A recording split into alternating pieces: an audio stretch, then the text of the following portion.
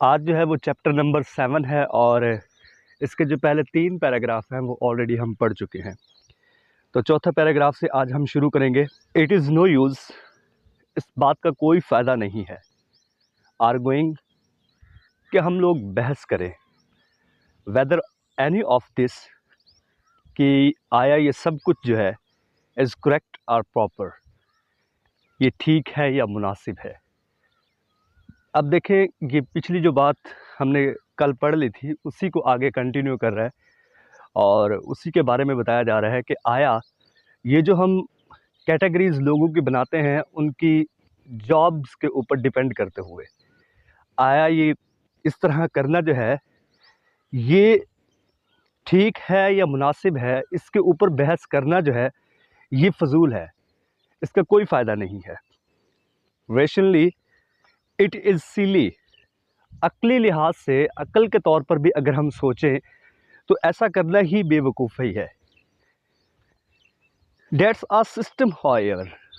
तहम ये हमारा निज़ाम है, हमारा सिस्टम है, and we should not only keep it in mind, और ना सिर्फ हमें इस निज़ाम को अपने जहन में रखना चाहिए, we should teach our children, बल्कि इस निज़ाम के बारे में अपने बच्चों को पढ़ाना भी चाहिए, सिखाना भी चाहिए, हाउ इट वर्क्स, कि ये निज़ाम कैसे काम करता है। इट इज़ परफेक्टली स्वेल,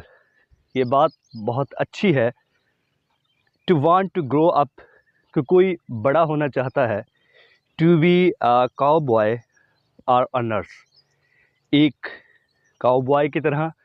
या कोई एक नर्स बनना चाहता है। यानी हमें अपने बच्चों को ये सिखाना चाहिए कि ये बिल्कुल अच्छी बात है कि कोई बड़ा होकर जो है, जो ग्रो होना चाहता है एज अ नर्स के तौर पर या एज अ काउबॉय के तौर पर। किड्स शुड नो हाउएवर, लेकिन बच्चों को मालूम होना चाहिए, डैट क्वाइट अपार्ट फ्रॉम, इस बात से हटकर, अर्निंग पोटेंशियल, के पैसा कमाने की सलाहियत से, द कैटल ब्रीडर, वो लोग जो मवेशी पालते हैं, इज़ मच मोर रिस्पेक्टेड, इन्हें ज़्यादा इज्जत दी जाती है, देन द हायर्ड हैंड, उन लोगों की निस्बत जो मज़दूरी करते हैं या वो लोग जो मज़दूर हैं। द डॉक्टर गेट्स, डॉक्टर को ज़्यादा इज्जत मिलती है, a lot of more respect and privilege, doctor को ज़्यादा इज्जत और ज़्यादा जो है वो शोहरत मिलती है, देन द नर्स, नर्स के मुकाबले में। आई थिंक, मेरा ख्याल है, सम एंथ्रोपोलॉजिस्ट, किसी इंसानी स्टडी करने वाले शख्स को, जो इंसानों को स्टडी करता है, out to study are uncatalogued system, हमारे इस गैर तरतीब शुदा जो सिस्टम है इसके, इस निज़ाम की भी स्टडी करे, of awarding respect and differences, जिस निज़ाम में हम लोगों को इज़्ज़त और रिस्पेक्ट देते हैं, टू ईच अदर, एक दूसरे को, based on jobs we hold, इस बुनियाद पर, जिस बुनियाद पर हमने, हमारी कुछ जॉब्स है जो हम काम करते हैं। यानी इस लाइन में ये कहा गया है कि कोई इंसानों का माहिर, उसे चाहिए कि वो मुताला करे या स्टडी करे हमारे इस गैर तरतीब शुदा जो निज़ाम है, जिसमें हम इज़्ज़त और लिहाज देते हैं एक दूसरे को उनकी नौकरियों की बुनियाद के ऊपर। Where does a vice president product planning fit in, product planning का वाइस प्रेसिडेंट कहाँ फिट होता है, यानी किस कैटलॉग में, किस जो कैटेगरी है उसमें हम वाइस प्रेसिडेंट को जो है वो फिट कर सकते हैं। Is that better than vice president sales, क्या वाइस प्रेसिडेंट प्रोडक्ट जो है, क्या वो वाइस प्रेसिडेंट सेल्स करने वाले से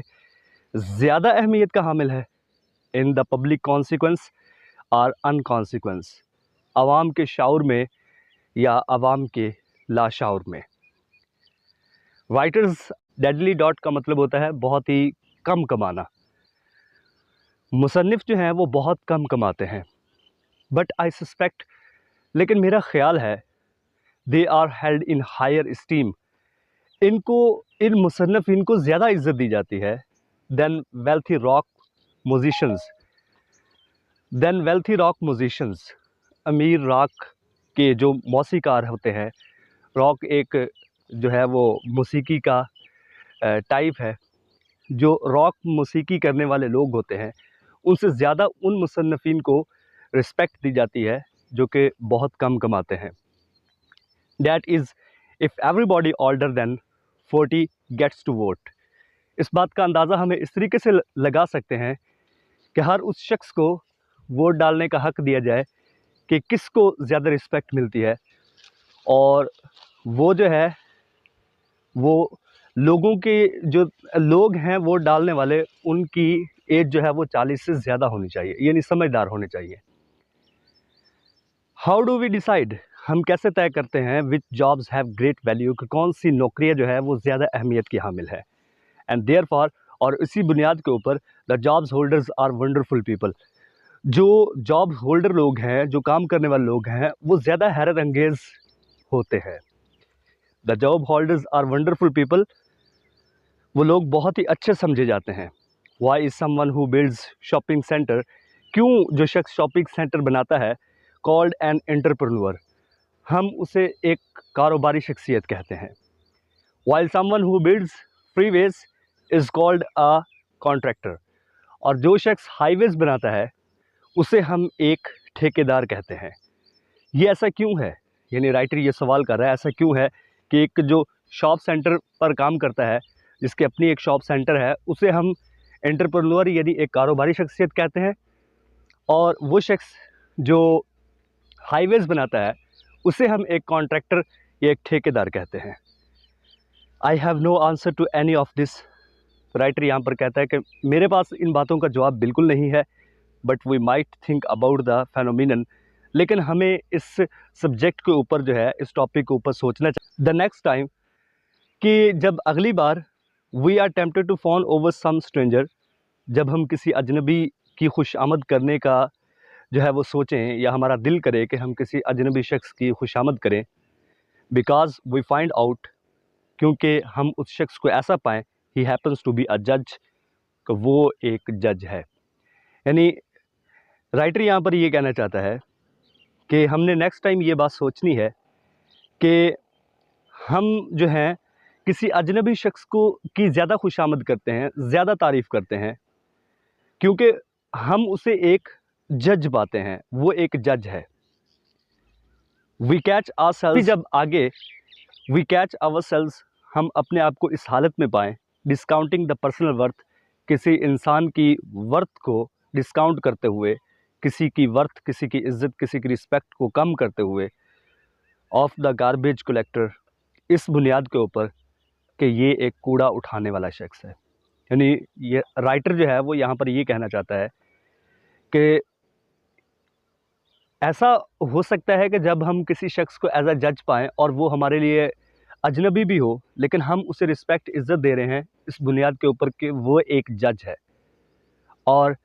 नेक्स्ट टाइम हम जो है वो एक ऐसे शख्स को ऐसा पाएँ जबकि वो एक कलेक्टर हो,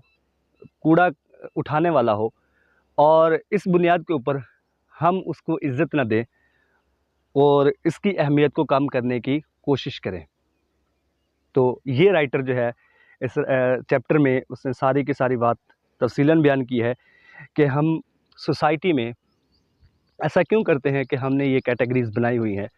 इंसान की जो रिस्पेक्ट है, इंसान को अल्लाह ताला ने बराबर पैदा किया है, लेकिन हमने इंसान को जो इज़्ज़त दी है वो इस बुनियाद के ऊपर दी है कि इंसान काम क्या करता है, उसकी जॉब के ऊपर हमने रिस्पेक्ट दी है।